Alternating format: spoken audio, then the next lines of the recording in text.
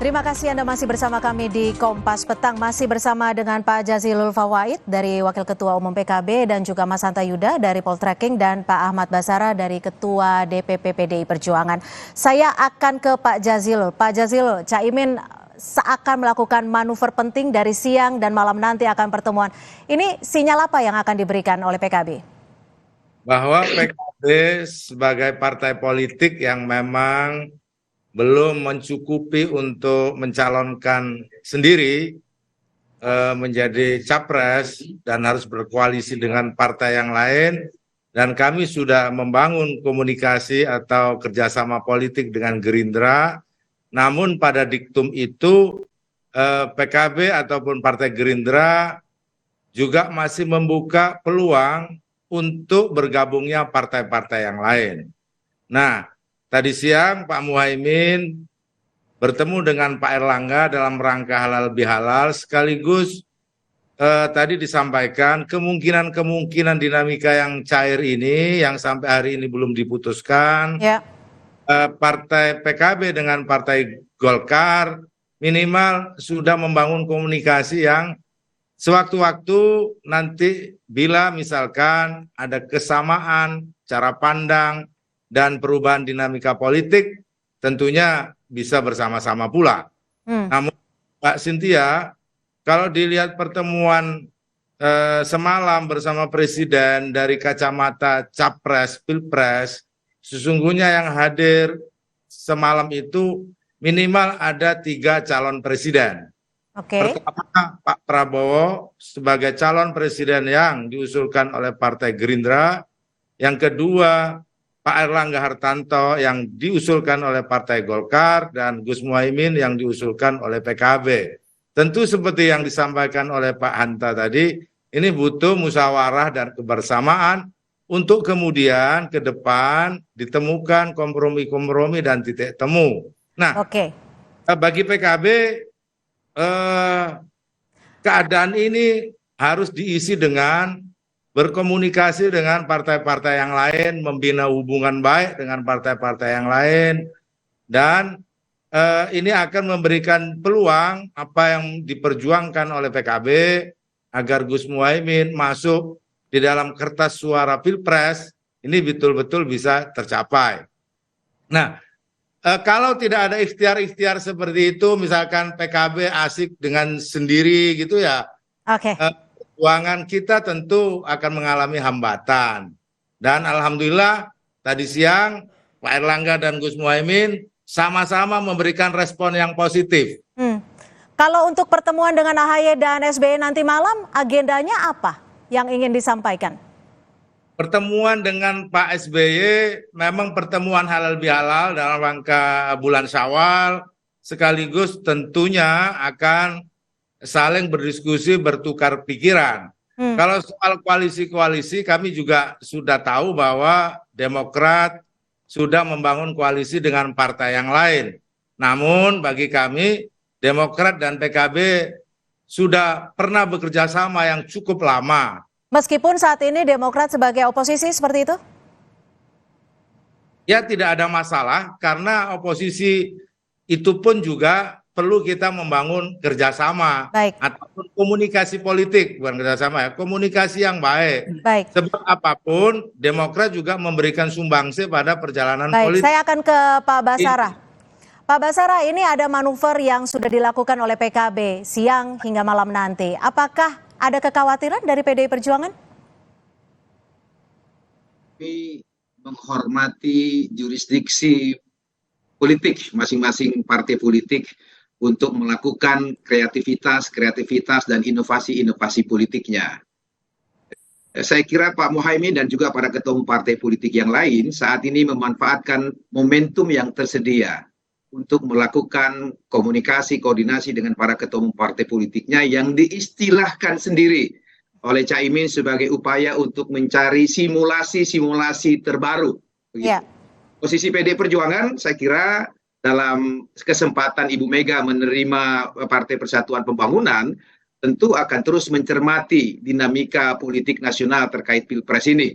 Dan saya kira kalau Caimin akan bersimulasi, Bu Mega sudah katakan akan berkontemplasi untuk mencari siapa calon wakil presiden terbaik untuk Pak Ganjar, tentu saja bagi bangsa dan negara ini. Pendaftaran capres masih 5 bulan lagi, Cynthia. Ya, masih cukup panjang. Untuk terus kita berkoordinasi, berkomunikasi, melakukan penjajakan kerjasama politik. Oke, Pak Basara, tapi Bu Mega sempat juga menyebutkan bahwa banyak partai-partai lain yang ingin bergabung, bahkan banyak juga yang masih malu-malu seperti itu. Ini partai-partai mana saja yang diindikasikan oleh Bu Mega? Ya, memang pasca pengumuman Pak Ganjar sebagai capres oleh Ibu Megawati Soekarno Putri, Cynthia, antusiasme masyarakat itu cukup luas. Dari partai politik kemarin sudah menyampaikan dukungan politiknya Pak Mardiono dan teman-teman Partai Persatuan Pembangunan. Mungkin dalam 1-2 hari ke depan akan ada partai politik lain yang juga akan menyatakan dukungannya untuk menjalin kerjasama politik dengan PDI Perjuangan. Di luar itu, kebetulan saya ditugaskan sebagai koordinator relawan. Intinya banyak sekali organ-organ di masyarakat yang mengambil inisiatif prakarsa untuk membentuk organ relawan, mendukung Pak Ganjar sebagai calon wakil calon presiden Indonesia. Baik, saya akan ke Mas Hanta. Mas Hanta, menurut kacamata Anda, pertemuan yang dilakukan Caimin nanti malam ini akan mengarah kemana sekiranya?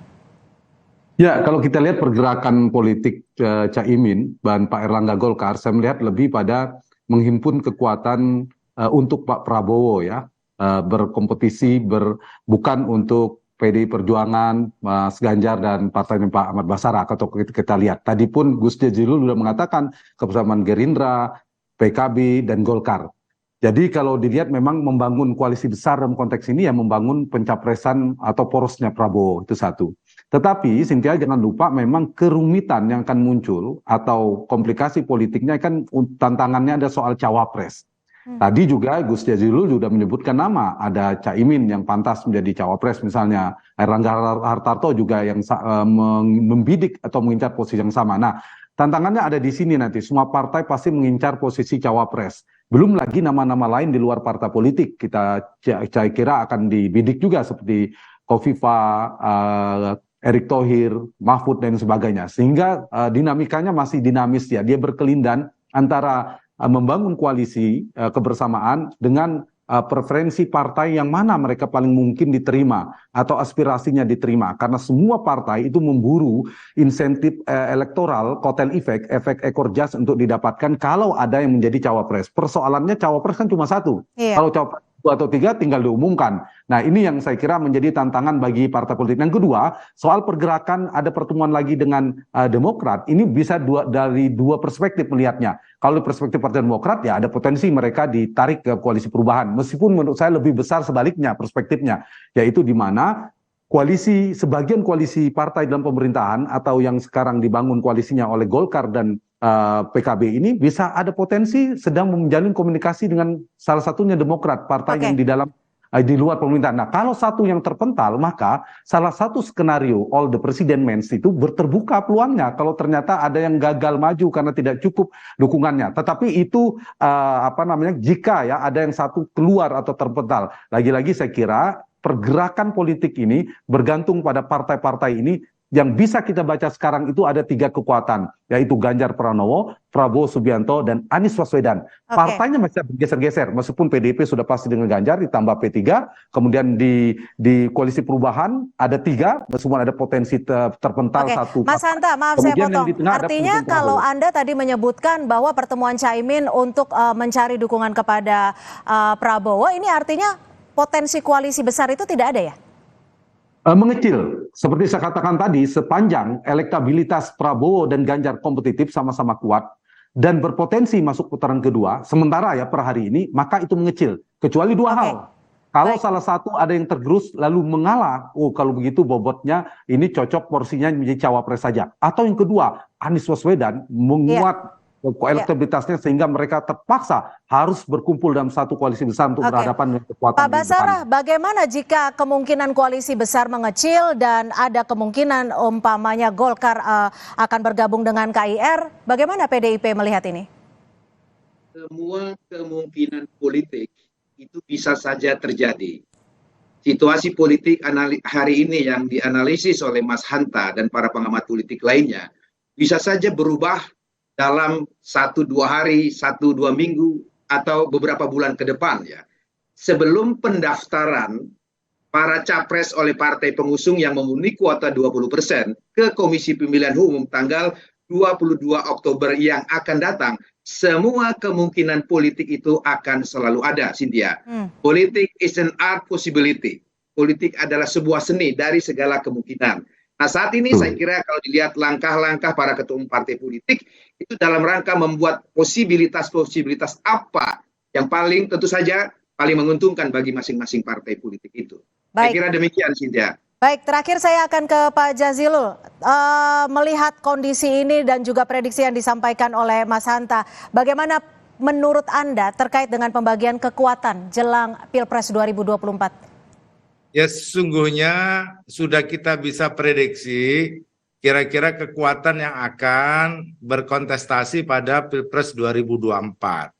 Pengelompokan sudah ada, namun memang karena tidak ada capres maupun cawapres yang determinan, yang dominan, maka keadaan terus mencair.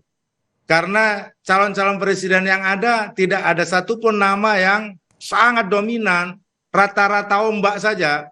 Sehingga PKB mengambil peran inisiatif untuk tetap membangun komunikasi, karena keadaan masih dinamis. Seperti disampaikan oleh Pak Basara tadi, semua kemungkinan masih terbuka, sehingga PKB bermain di kemungkinan yang ada, dan saya yakin langkah-langkah yang dilakukan oleh Gus Muhaimin, yang dilakukan oleh PKB mengarah pada perbaikan dan kerjasama, kebersamaan, yang memang itu yang menjadi inti di dalam membangun politik Indonesia yang baik ke depan. Baik, manuver masih terus ada, komunikasi juga terus terjalin, dan peta politik juga masih terus dinamis. Kita akan lihat nanti seperti apa koalisinya dan seperti apa hasil pertemuan malam nanti. Terima kasih kepada narasumber kami di Kompas Petang, Pak Ahmad Basara, dan juga Pak Jazilul Fawait dan Mas Hanta Yuda sudah bergabung bersama kami di Kompas Petang.